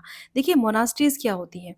मोनास्ट्रीज ऐसे एजुकेशनल सेंटर होते हैं जहाँ पर बुद्धा पीरियड में मेडिटेशन भी होता था, वहाँ पर जो मॉन्क्स होते थे, नन्स होती थी, ठीक है? वहाँ ये आपके नालंदा में है, नालंदा आपकी कहाँ पर है? बिहार में है। विक्रमशिला भी आपकी बिहार में है, ठीक है? तक्षशिला आपकी फ़िलहाल पाकिस्तान में है, और जो आपकी ये वल्लभी है, ये गुजरात के अंदर है, ठीक है? तो यहाँ पर सब में आपकी मोनास्ट्रीज़ थी, बाबा मसनाथ यूनिवर्सिटी में नहीं है। Question number 38, for different sets of data set correlation coefficient between X and Y. ये आपको यहाँ पर सारा डेटा गिवन है ए टू डी तक। आपको क्या करना है, एस्टिमेट करना है covariance of X and Y का for the data set arrange in the ascending order. तो देखिए हम यहाँ पर कोवेरियंस निकालते हैं एक्स एंड वाई का। ये हो जाता है R into S X into S Y. सबसे पहले यहाँ पर आर 0.5, ठीक है, 0.5 इंटू 8 इंटू 10, तो कितना हो जाएगा, 8 5 ज़ा 40, ये इससे कैंसिल हो जाएगा, यहाँ पर आ जाएगा 40। सो इसका आ जाएगा यहाँ पर 40 फर्स्ट वाले का। सेकंड का चेक करेंगे, 4 इंटू 4/7 इंटू 7 इंटू 9, 7 से 7 कैंसिल, 4 9 ज़ा 36, तो यहाँ पर सेकंड आ जाएगा आपके पास 36। उसके बाद ऑप्शन सी का चेक करते हैं, आर वही सेम फार्मूला आपको लगाना है, 0.7 इंटू 12 इंटू 5, 12 5 60, 60 से 0 से ये कैंसिल हो जाएगा, इंटू 7, और ये हो जाएगा 42। सो सेकेंड वाला तीसरी वाला 42, एंड डी में 90 डिवाइडेड बाई 42 इंटू 14 इंटू 6, सो 6 7 ज़ा 42 और 7 2 ज़ा 14 एंड 9 2 ज़ा 38। तो यहाँ पर आपके पास ये आ गया। अब आप इनको अरेंज कर लीजिए। किस तरीके से हम अरेंज करेंगे, सबसे ज़्यादा है सी, तो कैसे अरेंज करना है, असेंडिंग ऑर्डर में, यानी कि सबसे पहले छोटा आएगा, सबसे छोटा कौन सा है, बी वाला। सो बी के बाद आपके पास आ जाएगा डी, और डी के बाद आ जाएगा ए, और ए के बाद आ जाएगा सी। सो बी डी ए सी, यानी कि 3 ऑप्शन आपका सही होगा। ठीक है, फॉर्मूला याद रखिएगा कोवेरियंस का, एक्स एंड वाई में r into S X into S Y. Next question, find the wrong term in the series given below. So यहाँ पर 3 के बाद 12 है, तो देखिए 3 में अगर मैं 3 4 ज़ा 12, तो मैं 4 से मल्टीप्लाई कर दूँ तो 12 आ जाएगा। ठीक है, फिर आगे देखते हैं 12 में अगर मैं 3 से मल्टीप्लाई करूँ, सो ये आ जाएगा 36। अब 36 में 4 से मल्टीप्लाई करें, सो 144, 144 में फिर 3 से मल्टीप्लाई करें, सो 432, 432 में अगर आप 4 से मल्टीप्लाई करें, so it will be 7 to 8, 7 to 8, और तो यहाँ पर तो 7 टू 8 ही गलत है, और 7 टू 8 में अगर आप 3 से मल्टीप्लाई करें, सो 5184। सो यहाँ पर गलत ऑप्शन कौन सा है आपका, 728। तो यहाँ पर 738 इन्होंने दिया है, तो ऑप्शन गलत हो जाएगा। ठीक है, और ये आपका एक सीरीज भी बन रही है। देखिए 4 से मल्टीप्लाई 3 से, 4 से 3 से, 4 से 3 से, किसी लॉजिक के बेस पे हम सीरीज को सॉल्व करते हैं ना, तो वही पैटर्न है। नेक्स्ट क्वेश्चन है question number 40, encouraging students deep approach to learning objective. Encouraging students की deep approach to learning objectives. So इसमें आपको feedback should be embedded with an assessment practice, summative and formative assessment to be learned oriented, facilitating dialogical form of feedback involving some personal data investment. Task design should be approached from a program wide greater sense of ownership, greater sense of ownership। तो ये तो आपका personal से related है, involving some personal student investment, greater sense of ownership by student. तो D का three कहाँ पर दिया है, ऑप्शन 2 में, तो यही आपका सही आंसर है। उसके बाद है यहाँ पर a variety of assessment for student motivation. Student के मोटिवेशन के लिए आप क्या क्या करते हो, कहाँ पर, ताकि वो अच्छे से लर्निंग हो उसकी, summative and formative assessment of learning oriented. So B का 4 हो जाएगा, option 2 would be the correct answer. 41 as of February 28, 2025, highest grossing Indian film starting, यानी कि कितना ज़्यादा इसको रेटिंग मिली है, highest grossing to the lowest grossing. यहाँ पर आपको देखना है, तो दंगल को सबसे ज़्यादा रेटिंग मिली है, उसके बाद है बाहुबली 2 को, देन पुष्पा 2, ये आप याद कर सकते हैं। नेक्स्ट क्वेश्चन है 42, in what topology each communicating device is connected with every other device in the computer network। सो यहाँ पर आपका एक दूसरे से कनेक्टेड है, मतलब कोई सी भी डिवाइस किसी से भी कनेक्टेड है, इसको हम कहते हैं मेश टोपोलॉजी। ये रिंग नहीं होती, रिंग में आपका इस तरीके से कनेक्टेड होता है, बस में आपकी ऐसे रूट होती है टोपोलॉजी, ये वाली बस टोपोलॉजी होती है। ठीक है, स्टार टोपोलॉजी इस तरीके से होती है, ठीक है, ऐसे होती है स्टार, लेकिन ये कौन सी है, कोई भी किसी से भी कनेक्टेड है, तो ये मेश टोपोलॉजी हो जाएगी। Question number 43, arrange the level of Bloom taxonomy from lower to higher order of cognitive domain।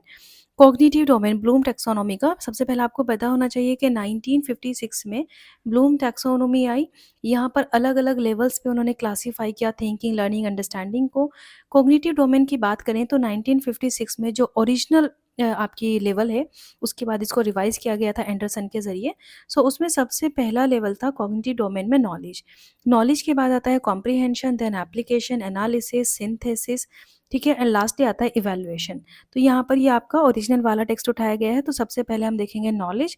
तो यहाँ पर नॉलेज में ही है, इट मीन्स के रिमेंबर, तो नॉलेज रिमेंबर सिमिलर होता है, सो ई हो जाएगा फर्स्ट वाला सही, ठीक है? फिर आता है कॉम्प्रिहेंशन। तो ये आपका कॉम्प्रिहेंशन में हो जाएगा अंडरस्टैंडिंग, तो ई के बाद बी भी सही है, तो ये तीनों तो ऑप्शन आपके यहाँ तक सही है। उसके बाद आपके पास होता है एप्लीकेशन, तो एप्लीकेशन अप्लाइंग हो जाएगा सी में, सो सी ये यहाँ तक आपके ऑप्शन ठीक है। फिर अप्लाइंग के बाद हो जाएगा एनालाइजिंग, एनालाइजिंग आपके पास है ए में, तो आपके पास बी ऑप्शन सही है। और लास्टली इवैल्यूएटिंग, ठीक है? सो ये डी हो जाएगा option 2। Question number 44. What is correct sequence from initial to final of blue baby disease methemoglobinemia in human infants? Methemoglobinemia एक ब्लड डिसऑर्डर है, ठीक है? ये कैसा ब्लड डिसऑर्डर है?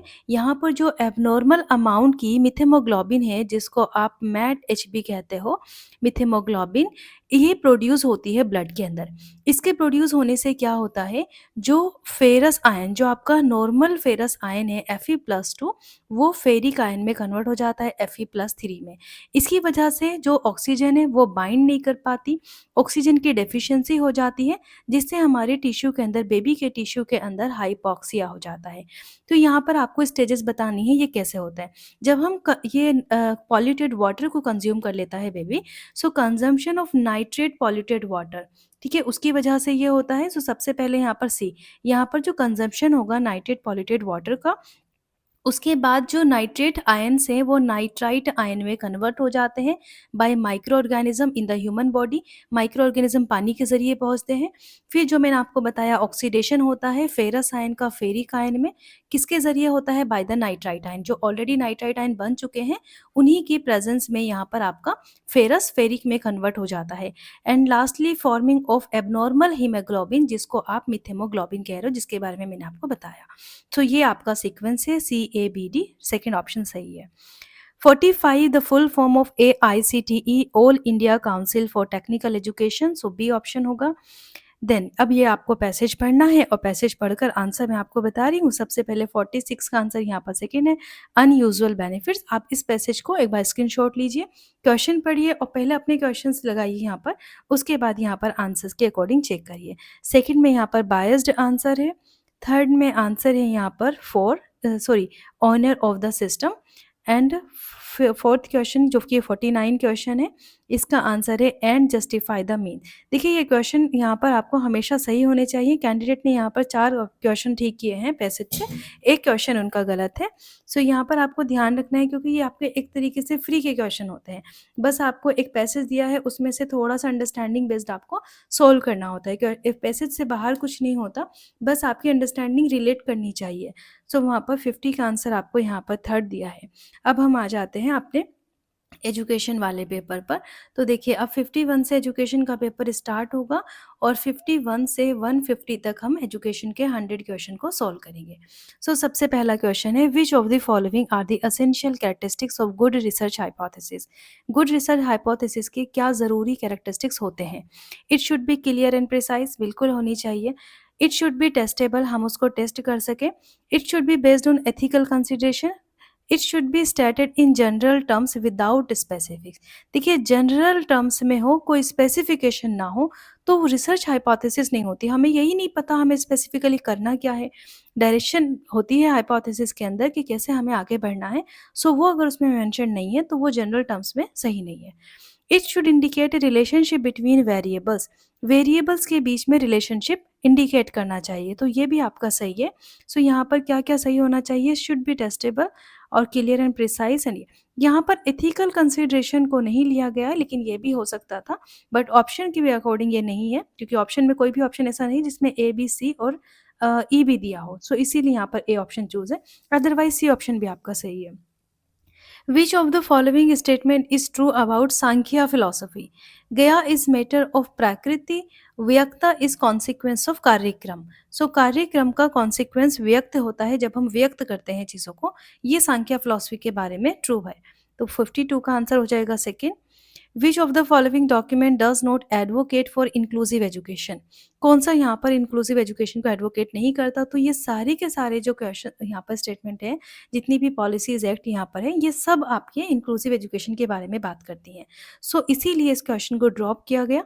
स्टार्टिंग में इसमें जब आंसर की आई, सो यहाँ पर फर्स्ट ऑप्शन को माना गया था एनपीडी को, लेकिन फिर ये इसको ड्रॉप कर दिया गया। Question number 54. Which of the following is not a part of formal steps of syntax of Herbartian approach? Herbartian approach teaching की one of the classical approach है। यहाँ पर क्या होता है, लेसन प्लानिंग होती है टीचिंग के लिए। ये जॉन फ्रेडरिक हर्बर्ट ने दी थी 1776 1841 में। ठीक है, ये एक जर्मन एजुकेशनल फिलोसोफर थे। इन्होंने बताया था कि जो हर्बर्शियन अप्रोच है वो टीचर सेंट्रिक अप्रोच है। ये टीचर सेंटर्ड होती है क्योंकि यहाँ पर टीचर ही लेसन प्लान बना रहा होता है और प्रीवियस नॉलेज को कनेक्ट करना न्यू नॉलेज से ज़रूरी होता है अंडर द हर्बर्शियन अप्रोच। देखिए यहाँ पर कौन कौन सी स्टेजेस होती हैं, 5 स्टेजेस को यहाँ पर माना जाता है। सबसे पहले होती है प्रीपरेशन। ठीक है, टीचर को प्रिपरेशन करना है कि इंट्रोडक्शन कैसे तैयार करना है, सारी चीज़ें आगे कैसे प्रेजेंट करनी है। उसके बाद वो अपने कंटेंट को प्रेजेंट करता है। फिर एसोसिएशन, एसोसिएशन को आप कंपैरिजन भी कहते हो। ठीक है, कंपैरिजन या एब्स्ट्रैक्शन। कंपैरिजन के बाद आपके पास आता है जनरलाइजेशन एंड जनरलाइजेशन के बाद होती है एप्लीकेशन और कुछ जगह पर लास्ट में रिकैपिटुलेशन भी लिखा होता है जो लास्ट में ऐड की गई थी 6th स्टेज, लेकिन ये 5 बेसिक स्टेजेस है। तो यहाँ पर फोकस नहीं है। ठीक है, 4th ऑप्शन यहाँ पर गलत है, नोट पूछा है यहाँ पर, सो 4th ऑप्शन यहाँ पर आंसर हो जाएगा। ठीक है, question number 55 which is not a characteristics of qualitative research. Qualitative research में एक्सप्लोर करते हैं हम developing understanding of central phenomena, collecting data based on words, analysing the data. Statistics से डेटा को एनालाइज नहीं किया जाता। ठीक है, स्टैटिक यहाँ पर जो क्वालिटेटिव होती है उसमें कौन कौन से टूल होते हैं, एनवीओ से आप डेटा को एनालाइज करते हो। जो क्वांटिटेटिव होती है वहाँ पर स्टैटिस्टिक्स यूज होती है, जहाँ पर आर या फिर मतलब ये आप टूल्स यूज करते हो। ठीक है, सो 4th, ये 3rd गलत है, यही सही आंसर है। क्वेश्चन नंबर 56 लिस्ट 1 को 2 के साथ मैच करना है। यहाँ पर repression, rationalization, reaction, formation, projection, ये सारे क्या हैं, ये सब आपके डिफेंस मैकेनिज्म है। किसने दिए थे डिफेंस मैकेनिज्म? फ्रॉइड ने। फ्रॉइड को क्या कहते हैं? Father of psycho analysis. ठीक है, फ्रॉइड ने बहुत सारी चीज़ें यहाँ पर अलग अलग तरीके से दी हैं। सबसे पहले उन्होंने बताया है पर्सनालिटी जो होती है, पर्सनालिटी वो 3 पार्ट्स की बनी होती है। उन 3 पार्ट्स में उन्होंने बताया था id, ego, super ego. Freud के बारे में एक डिटेल्ड वीडियो मैं बना चुकी हूँ, उसकी मैं लिंक आपको डिस्क्रिप्शन में दूंगी। एक बार आप उसको जाकर ज़रूर देखिएगा क्योंकि उससे आपको फ्रॉइड के बारे में ओवरऑल अंडरस्टैंडिंग हो जाएगी। क्योंकि आपसे क्वेश्चन कभी कभी नंबर्स भी पूछ ले जाता है, जैसे वहाँ पर उन्होंने 3 पर्सनैलिटी दी, 3 वहाँ पर क्या है दिए, लेवल ऑफ माइंड्स दिए, conscious, pre conscious and unconscious. फिर आता है ड्राइव्स जिसको हम इंस्टिंक्ट कहते हैं। तो ड्राइव्स के बारे में उन्होंने बात की, इंस्टिंक्ट जो नंबर में 2 होते हैं, एक लाइफ इंस्टिंक्ट होता है, एक डेथ इंस्टिंक्ट होता है। तो इस तरीके से अलग अलग इन्फॉर्मेशन फूड से रिलेटेड है। यहाँ पर हम बात कर लेते हैं रिप्रेशन की। सो रिप्रेशन क्या होता है? रेशनलाइजेशन को आपको पता है कि जब हम रेशनल तरीके से चीज़ों को करते हैं, असाइनिंग लॉजिकल और socially desirable motives to what we do so that we seem to have acted rationally. तो ये तो सिंपल आपका यहाँ पर सॉल्व हो रहा है रेशनलाइजेशन से। Excluding from unconscious awareness impulses और memories that are too frightening और पेनफुल। ऐसी चीज़ों को एक्सक्लूड करना जो हमारे लिए बहुत पेनफुल है, बहुत डरावनी है, हम उनको कॉन्शियसली अपने दिमाग में से जानबूझकर उनको एक्सक्लूड करते रहते हैं। तो ये कब होता है? रिप्रेस करना चीज़ों को, repression. Assigning our own undesirable qualities to others in exaggerated amount, ये तो आपको याद रखना, ये प्रोजेक्शन से रिलेटेड है। कभी कभी क्या होता है ना कि जैसे कुछ चीज़ें होती हैं जिनको हम दूसरों के साथ रिलेट करके कि वो भी तो ये काम करता है या वो ऐसे ऐसी चीज़ें कर रहा है, वो उसके पास ये चीज़ें हैं, वो ऐसे नहीं करता है। मतलब किसी के वैल्यूज़ को जो अपनी अपनी हमारे अंदर की चीज़ें हैं ना, वो दूसरों के साथ रिलेट करके उनको असाइन कर देते हैं वो वैल्यूज़, फिर समझते हैं। रिएक्शन फॉर्मेशन होता है concealing a motive from ourself by giving strong expression to the opposite motives. So option 4 यहाँ पर आपका सही हो जाएगा। नेक्स्ट क्वेश्चन है 57 national curriculum framework for integrated teacher education programme in India 2023 was developed by. ये आईटेप की बात यहाँ पर कर रहे हैं। ये डेवलप करेगा कौन? ऑफ कोर्स जो अपेक्स बॉडी है टीचर एजुकेशन की, एनसीटी, वही यहाँ पर डेवलप होगी। नेक्स्ट है यहाँ पर टाइलर मॉडल, स्टैट्स model, Scriven model and Kilpatrick model. So सबसे पहले यहाँ पर आया था Tyler model, that is 1949। So A का यहाँ पर 3rd है, इसी से आपका आंसर सॉल्व हो रहा है। फिर आते हैं हम स्टेट्स मॉडल पे, ये स्टेट्स नहीं, ये स्टैक्स का मॉडल है, STAKES स्टैक्स मॉडल, और यहाँ पर आंसर है 1967। उसके बाद आता है देन है स्क्रीवन मॉडल। अगर आपको इनके बारे में डिटेल चाहिए तो मैं सारे करिकुलम जितने भी मॉडल्स हैं उनसे रिलेटेड एक वीडियो आपको नेक्स्ट टाइम अपलोड कर दूंगी। स्क्रीवन मॉडल आपका 1991 और किल पैट्रिक मॉडल 1959। नेक्स्ट है यहाँ पर क्वेश्चन नंबर 59, लिस्ट वन। यहाँ पर free pre experiential, experimental, true experimental और क्वासी एंड फैक्टोरियल डिज़ाइन। तो देखिए फैक्टोरियल डिज़ाइन आपको याद रखना है, जब more than two, either two और मोर देन टू आपके इंडिपेंडेंट वेरिएबल होते हैं तब हम फैक्टोरियल डिज़ाइन करते हैं। ये एक्सपेरिमेंटल रिसर्च का ही पार्ट है। प्री ट्रू क्वासी, क्वासी कब करते हो आप, जब आप सोशल स्टडीज़ कर रहे हो, जहाँ पर आप पूरी तरीके से रेंडमाइजेशन नहीं कर सकते, लेकिन बस थोड़ा बहुत, क्योंकि ह्यूमंस पर हम थोड़ा बहुत कंट्रोल कर सकते हैं, रेंडमाइजेशन वहाँ पर पॉसिबल नहीं होता। प्री में आपके ना ही तो रेंडमाइजेशन होता है ना ही यहाँ पर कंट्रोल होता है, और ट्रू में आपका टोटल, आप कंप्लीट लैब के अंदर जो नेचुरल रिसर्च, एकदम ट्रू रिसर्च इनको कहते हैं, वहाँ पर कंप्लीट कंट्रोल होता है, कंप्लीट रैंडमाइजेशन होता है, वो ट्रू रिसर्च होती है। So involves manipulation of independent variable with random assignment. ये कहाँ पर होता है, मैनिपुलेट कर रहे हैं इंडिपेंडेंट वेरिएबल को विद रैंडम असाइनमेंट, तो ये ट्रू के अंदर जाएगा, सब कुछ कर रहे हैं। लेक ऑफ रेंडमाइजेशन कंट्रोल, दोनों में से कुछ भी नहीं हो रहा तो प्री हो जाएगा। Examine the interaction effects of multiple independent variable, मैंने आपसे कहा दो या दो से ज़्यादा, तो मल्टीपल इंडिपेंडेंट वेरिएबल आप फैक्टोरियल डिज़ाइन में करेंगे। क्वासी आपका सोशल साइंस में होता है, तो वहाँ पर रेंडमाइजेशन नहीं होता, बट कुछ हद तक वहाँ पर हम कंट्रोल कर सकते हैं ह्यूमन बिहेवियर को। Hello effect is very common, ये थॉर्नडाइक ने 1920 में दिया था। हेलो इफेक्ट क्या होता है कि हम किसी भी चीज़ को देख लेते हैं एक बार, और फिर उसी के ऊपर, जैसे आप किसी बिल्डिंग, किसी भी मॉल में जा रहे हो, आप बाहर से देखोगे कि कितना अच्छा सब कुछ बहुत अच्छा लग रहा है, अंदर सारी ही चीज़ अच्छी होंगी। या बार बार आप किसी कंपनी से कोई प्रोडक्ट खरीद रहे हो, जैसे आपको किसी एक कंपनी पर भरोसा है, हो सकता है उसका वो वाला प्रोडक्ट खराब हो, लेकिन आपको कंपनी के नाम पे भरोसा है, तो ये क्या होता है, ये हेलो इफेक्ट होता है। This error was first mentioned by Wells in 1907, और इसको नेम किसने दिया था, थॉर्नडाइक ने 1920 में। Arrange the given stages of reflection to write good reflective journal. अगर आपको गुड रिफ्लेक्टिव जर्नल लिखना है तो किस किस स्टेज को आपको स्टार्ट करना होगा, अरेंज कैसे करनी है। सो सबसे पहले हम उसको डिस्क्राइब करेंगे, ठीक है, कि क्या सिचुएशन है, हम उसको डिस्क्राइब करेंगे, तो डिस्क्रिप्शन सबसे पहले आएगा। सो इसी से आपका आंसर सोल्व हो जाएगा, फर्स्ट ऑप्शन आपका सही होगा। उसके बाद आ जाती है यहाँ पर फीलिंग, देन इवेल्युएशन, देन आपका conclusion and lastly action plan. So first option सही है। Question number 62, which of the following statement is not true about idealism? In scheme of curriculum, idealism is not prepared to give any particular preference to any subject. Idealism has talked more of objectives and aims of education, less of device, methods, and organizations. Subjects which have a flavor of personal greatness are greatly emphasized by idealism. Idealism pay much more attention to present experience of the child in its approach to the problem of curriculum. तो present experience पर ज़्यादा attention देता है, ये इसका answer नहीं होगा। सो fourth आपका सही होगा, ठीक है। क्वेश्चन नंबर 63, लिस्ट 1 2, यहाँ पर धर्म, प्रत्यारा, ध्यान, समाधि। देखिए अगर हम योगा फिलॉसफी की बात करें सो उसमें 8 स्टेजेस होती हैं। सबसे पहले होता है यहाँ पर आपका यम, यम नियम, फिर होता है यम नियम आसन प्राणायाम, आसन प्राणायाम, फिर है आपका यहाँ पर प्रत्यारा, प्रत्यारा के बाद आता है धर्म, तो यहाँ पर धर्म है, ये आपका धरना जिसको लिखा है धर्म, देन ध्यान और लास्टली समाधि। तो ये जो लास्ट की 4 स्टेजेस है, इनसे आपका क्वेश्चन पूछा है, इनसे नहीं पूछा। कभी कभी ये स्टेजेस आपकी सीक्वेंस में लगाने के लिए आ जाती हैं।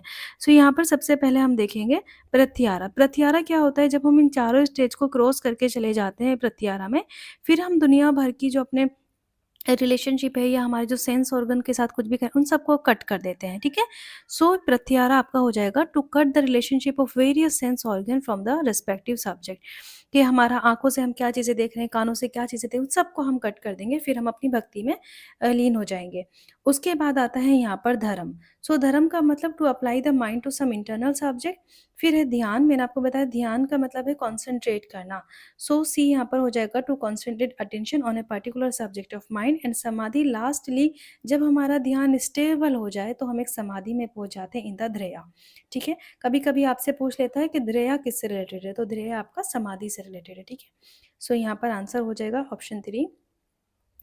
फिर है question 64, following stage of an experiment in a research study. Research study में सबसे पहले हम क्या करते हैं, वेरिएबल्स को designing experiment, conduct intervention, then assigning group, construct the post test.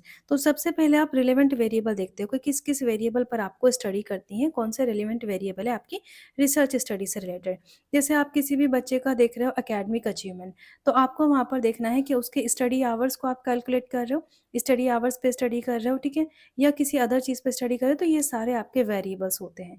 सो आपने जो रेलेवेंट वेरिएबल है उनको सेलेक्ट करना है।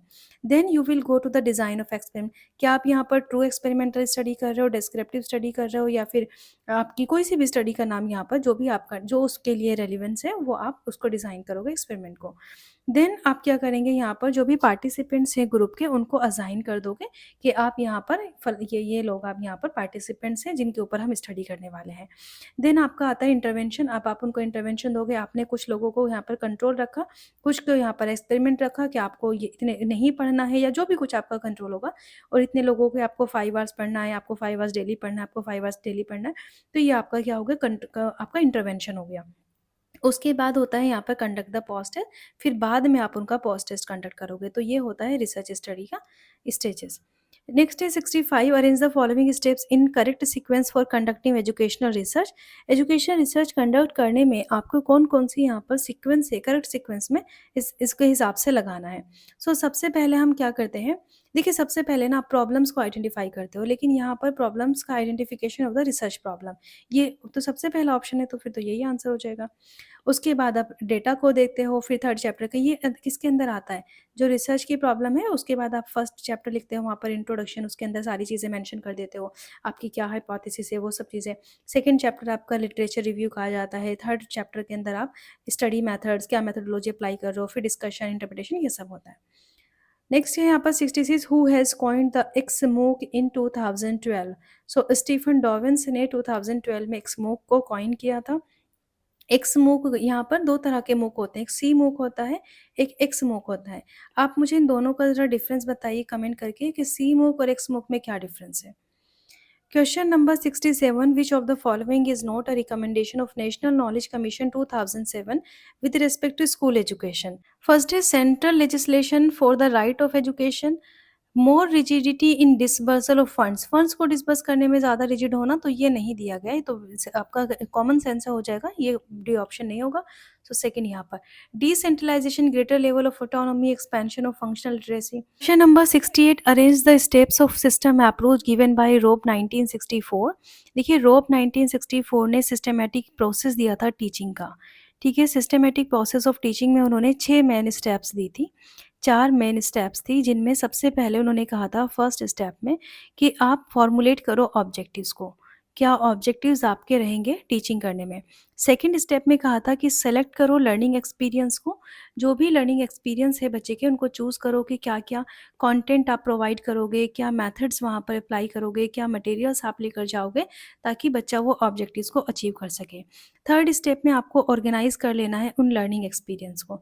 तो कैसे ऑर्गेनाइज़ करेंगे लर्निंग एक्सपीरियंस को, एक लॉजिकल सीक्वेंस में ऑर्गेनाइज़ करना है, अरेंज करना है कंटेंट को एक लॉजिकल सीक्वेंस में from simple to complex. Fourth stage में हम आते हैं, तो वहाँ पर सेलेक्ट करना है हमें जो भी हमारी इवैल्यूएशन टेक्निक है। तो इवैल्यूएशन टेक्निक मतलब कि आप डिसाइड करोगे कि कितना लर्निंग हो रहा है, किस तरीके से आपको मेज़र करना है, असेस करना है, किस टेस्ट से, किस असाइनमेंट, ऑब्जर्वेशन से। फिफ्थ स्टेज में हम आते हैं यहाँ पर कि हमें इवैल्यूएशन करना है बच्चे की परफॉर्मेंस का, एंड लास्टली वहाँ पर फीडबैक एंड मॉडिफिकेशन आ जाता है। सो अब हम स्टेटमेंट देखेंगे। सबसे पहले डिफाइनिंग ऑब्जेक्टिव्स। अगर आपको पता है कि रोब ने टीचिंग के में सबसे पहले कहा था कि ऑब्जेक्टिव्स को देखना है, सो यहीं से आपका आंसर आ जाएगा, ठीक है। फिर इसके बाद आ रहा है initial behaviour, then specifying appropriate strategy जो इसके अंदर आ रहा था appropriate strategy, then materials, aids, media and lastly there will be defining assigning personal roles. Question number 69, who describe the theory of communicable action. ये जर्गन हेबरमास ने define की थी communicative theory. Question number 70, for the implementation of programme of action 1992 कितने task force वहाँ पर थे, constitute किए गए थे डिफरेंट सब्जेक्ट्स पर।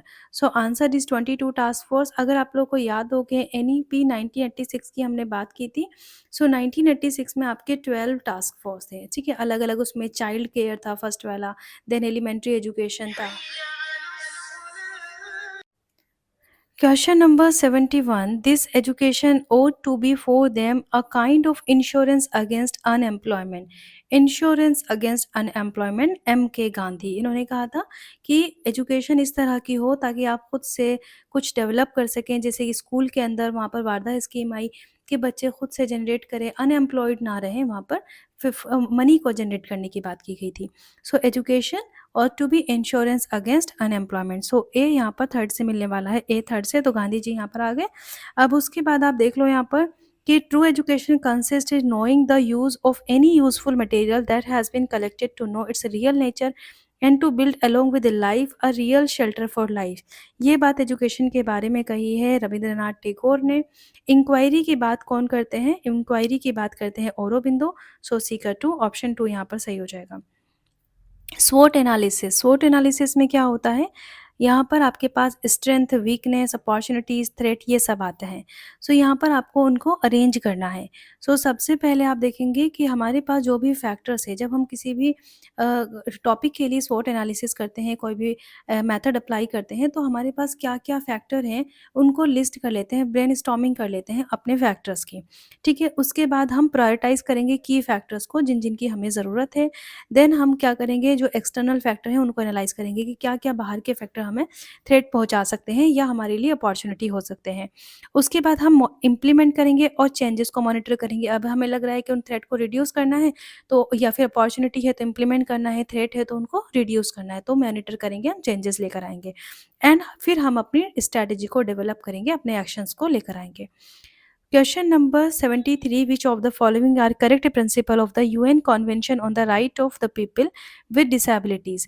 तो नॉन डिस्क्रिमिनेशन, यहाँ पर डिस्क्रिमिनेशन नॉन, ये सही है, नॉन डिस्क्रिमिनेशन होना चाहिए।